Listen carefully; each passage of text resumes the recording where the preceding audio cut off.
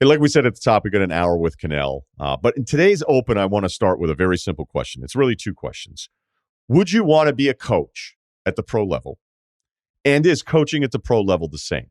And there's a couple examples that popped up. This isn't just an NBA thing, although I'm going to use some NBA audio here very shortly. But I want to talk about like what being a coach is in 2021. The first question, would you want to be a coach?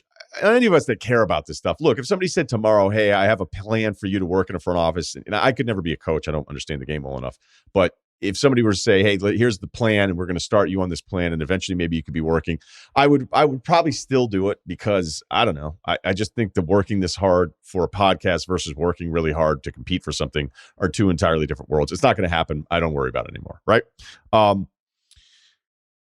The other obvious yes is that, yeah, those guys make millions of dollars. They're on chartered flights. They stay in 5-star hotels. You're around famous people. If you're an ego guy, you know, it's like, hey, cool, you're the center of attention. I mean, you kind of get off on that kind of stuff. So there's some very simple yeses to would you even want to be a coach.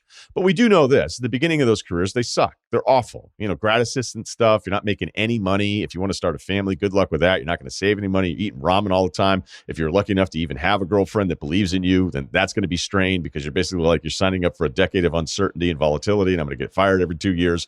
But if you do link up with the right guy and you're good at your job and you have some success, and that guy brings you along, and then you're in your mid-30s, you're a hot assistant, and then you get a head coaching gig, there can be a big-time reward. So the coaching profession in itself, as much as it's a struggle and the odds are not in your favor, there's an ending where you go, wait, this is awesome. Now I'm making a ton of money. I mean, I remember people asking me about what I wanted to do when I'm sitting there going, you know, I think I'd want to get into media or something like that. And they're like, oh, that's stupid. You don't make any money.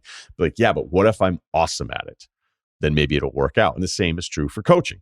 But it is a struggle. So if we get those easy yeses out of the way, let's break down now what it is to be a coach today. Now, there's two stories from the NBA world that made the rounds this week. Russell Westbrook, now they got that win against Houston last night, but early in the week they blew that game, blown a couple games. I mean, they'd lost, I think 5 in a row. And Russell Westbrook, who now is playing in a bigger market where everybody's paying attention to everything he does. Yes, I know Houston is big, but it is not the Lakers market. And people are starting to question where his head is at with things. He had this long answer about, you know, trying to fit in. And it was pretty much like, yeah, whatever. I'm just going to kind of do me, which is probably the least surprising thing ever. Here's part of that quote. Everybody wants me to do certain things. Fizz, Frank, everybody want me to do this, but then again, they don't want me to do this. Honestly, I'm over the whole situation and what everybody else want me to do and what they think I should be doing. And I'm going to go out and just play and do what I know how to do best. And that's compete my ass off, compete, expect to win games, make my teammates better like I've done many, many years. And I'll continue to do that. As simple as that. We also had another story from this week where it was the Celtics, you know, losing to that Timberwolves team. It was a G League team. I think Greg McMurrow showed up. He might have been in the stands, and they were like, hey, do you want a jersey? But no, I believe he met the coach that day. And then afterwards, Al Horford, who's been around, no one's had a negative thing to say about Al Horford his entire career because he just gets it. And I mean, as a person, I know a lot of Celtics fans complained about his contract and they didn't think he was good enough. That's fine, whatever. But you get the point. Al Horford is a guy that has it pretty figured out and kind of gave a generic soul searching, we're going to look in the mirror. And then Jaylen Brown was asked about it and Tatum didn't play and Jaylen Brown played and Jaylen's really good. He had a terrible game against Minnesota. And Jaylen was like, I have no comment on this whole soul searching, look in the mirror thing. On its whole, I didn't think it was that bad. It wasn't that big of a deal. But, you know, Udoka, who came in, now as the head coach, is kind of an anti-Brad Stevens, is kind of letting the Celtics have it every week. And guess what? It's the same as when Brad Stevens was the head coach, right? Brad was somebody that is, I think, a terrific coach. I think he knew those guys that kind of turned him off.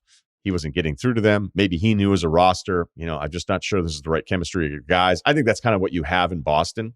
But there was a very specific personality shift from Brad Stevens, passive, worrying about everyone's feelings, to Ime Udoka coming in and being like, no, I'm going to challenge you guys a little bit more. And the problem is that I think when you challenge guys, especially in the NBA, they're going to tune you out quicker than the guy that was being passive, especially if Udoka doesn't have the playing career of somebody else. Like, it's still why Jason Kidd and Steve Nash and Chauncey Billups are going to cut the line and be a coach, because they still feel like if you're an owner, okay, I have somebody here that the players will at least respect, I don't know, for 2 years. Because now in the NBA, I don't know how many guys want to actually be coached. And the other part about coaching is the fans are never going to be on your side. And whether it's the top NBA draft pick who comes in and it doesn't work out the first couple of years. And in basketball, it's kind of absurd, right? It's if you're a basketball player who's taken 5th overall and you're not very good in your 3rd year, it's not coaching, all right? It's you. But because the investment has been made and there's still a little bit of hope because you were the 5th pick, that you're always going to hope that it's the coach and not the player. I mean, it's definitely true. Like, I don't think that's true in the NBA. It probably means the player just isn't going to be that good. But with quarterbacking in the NFL, I mean, we're already seeing it. We're gonna run through a couple coaches already from guys that were 1st-round picks this year. Trevor Lawrence hasn't looked very good. Justin Fields hasn't looked very good. It may be completely misleading. It may mean nothing. But the odds are with the 1st-round draft picks, one of them actually isn't going to work out. And you are not going to blame that quarterback in Chicago or Jacksonville until you're on like coach number 3 and coordinator number 4. You're just not going to, because you don't want to ever accept the fact that maybe it'll be the quarterback that isn't good, because if he's not good, that means your team stinks and you have no one actually to blame except for the player himself. So the fans are never really on your side, even though we want you to yell at times, because we want you as the coach to be an extension of ourselves that are at home on the couch screaming at the guys that aren't getting it done on a Sunday afternoon or a Thursday night or whatever in the NBA. A lot of people point to Greg Popovich and the Spurs and they'll say, well, that's the way to do it, right? That's the way to do it. Greg Popovich. Greg Popovich is great. He's also really lucky, all right? David Robinson, who was with the Spurs far longer than Popovich was, you realize what you got in David Robinson? You got a guy that was a cadet in the Navy, all right?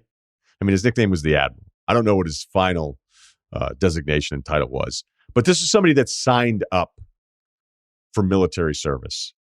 And then after he was done playing, didn't come to the NBA for a couple years until he had fulfilled the requirement that he owed the Navy, right? So that's the personality that you're dealing with that's now going to be the face of your franchise for like a decade and a half. And by the way, the reason I bring that up is that Duncan comes in, who's different. Tim Duncan, who was like, I'll stay awake another year. All right, he did that. So now you're dealing with somebody else who's a little bit different. His upbringing is a little different. Virgin Islands, maybe a little more laid back. And his mentor is a guy that was in the Navy before he played basketball. And he's kind of teaching Duncan the ways. Popovich steps into the scene.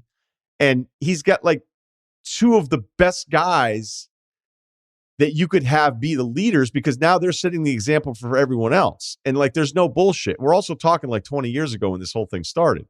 So Popovich is really good, and he also lucked out that he could tell Duncan what he needed to tell him and coach him the way he needed to be coached, and there wasn't anybody else on the team that could ever call anything out because Duncan was being treated the same as everyone else. But Duncan also came into a perfect spot because, as I mentioned, the Admiral already being there. That's rare. That doesn't happen. You don't just get the guys to be like, hey, I want to be Coach Tough. I want to be held accountable in film room, because I don't think most guys want to do this. I mean, the NBA, think about these numbers. I was looking up the tenure stuff this morning. There are 5 coaches that's 10 years didn't start in 2018. Wait, original 6, Edmonton? No, you understand what I'm saying here? That, Pop, Spo, Kerr, Malone, I don't have all 5 at the top of my head.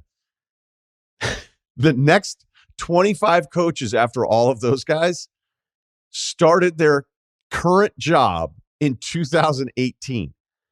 James Borrego has the 6th longest tenure in the NBA. I couldn't even believe it. I was like, wait, Borrego's got the 6th longest tenure with the Charlotte Hornets.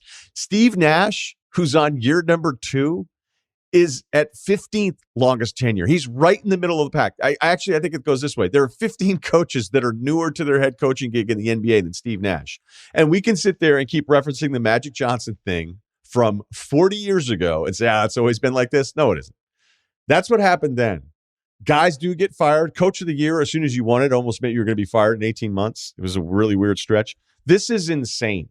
This is insane what's going on in this league, because I just don't know. There's this needle that's trying to be thread at the NBA that it's like, what do I do? Do I get a coach's guy? Do I get a former player with no experience? So they're going to question him for that. I just think that it's a personality thing that's happened more and more, where the brand is I'm me. I don't know that the concept of team, which I kind of get laughed at when I bring up, if somehow that's outdated and it's wrong. But look at Major League Baseball on top of that too. Major League Baseball, the manager salaries are going down. They're going down. All right. In 2021, I looked this up. I think half in the Major League salaries database isn't very good for managers. So I apologize if some of this is off. But like Dave Roberts 3 years ago was making $1 million a year. I think the mid-level mark, the middle class for MLB managers has been destroyed from where it was 10, 15 years ago. I mean, Joe Torre would get $7 million a year. Nobody even thought about it. Nobody makes that kind of money anymore. I think half of baseball's managers are at $1 million or below that. Because, you don't know why, they're handed a sheet, a binder of instructions. You're like, this is the lineup today. This is where we're platooning. This is how many pitches this guy can throw. Follow it. Don't suggest anything else, and we're good. There'll be some pushback because there's a handful of managers that maybe have a little bit more autonomy, but that's the job now.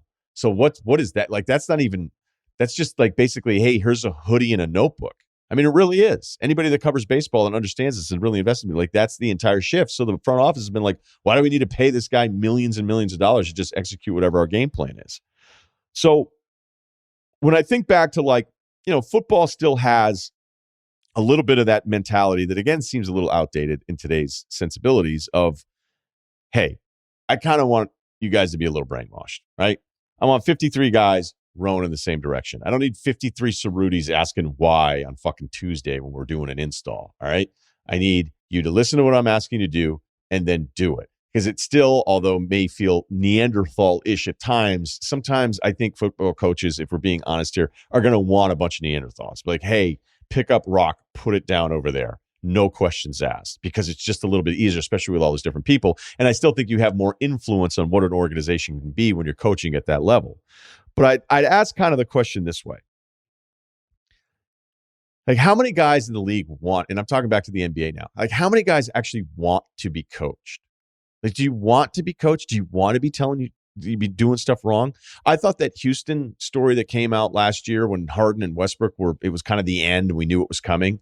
And there was this part where Westbrook was basically mad at Harden. I mean, it was obviously basketball porn for me because I'm reading about the demise of partnership that we just knew wasn't going to work.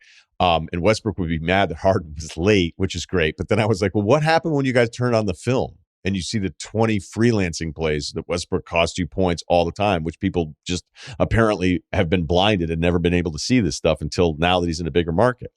And then it kind of reminds me of Steph, which is where this stuff all seems to come back to. Like, just think about Steph, kind of like a modern day Spurs part of this, where I think he wants to be coached. I think he always wanted to be coached. I think he was always cool with it.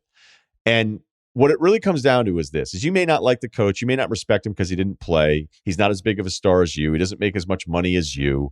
And we all have this in our human nature, whether we're great pro athletes or just a regular guy at the office. We're going to find ways to blame other people before we'd ever blame ourselves for our own shortcomings. But there feels like there's almost no understanding. There's no kind of accepted agreement, especially with the stars, where it's like, I know you have a job and I have my job. Let's help each other. I think the disconnect is as wide as it's ever been in the NBA, and I thought this week we had a couple more examples of it.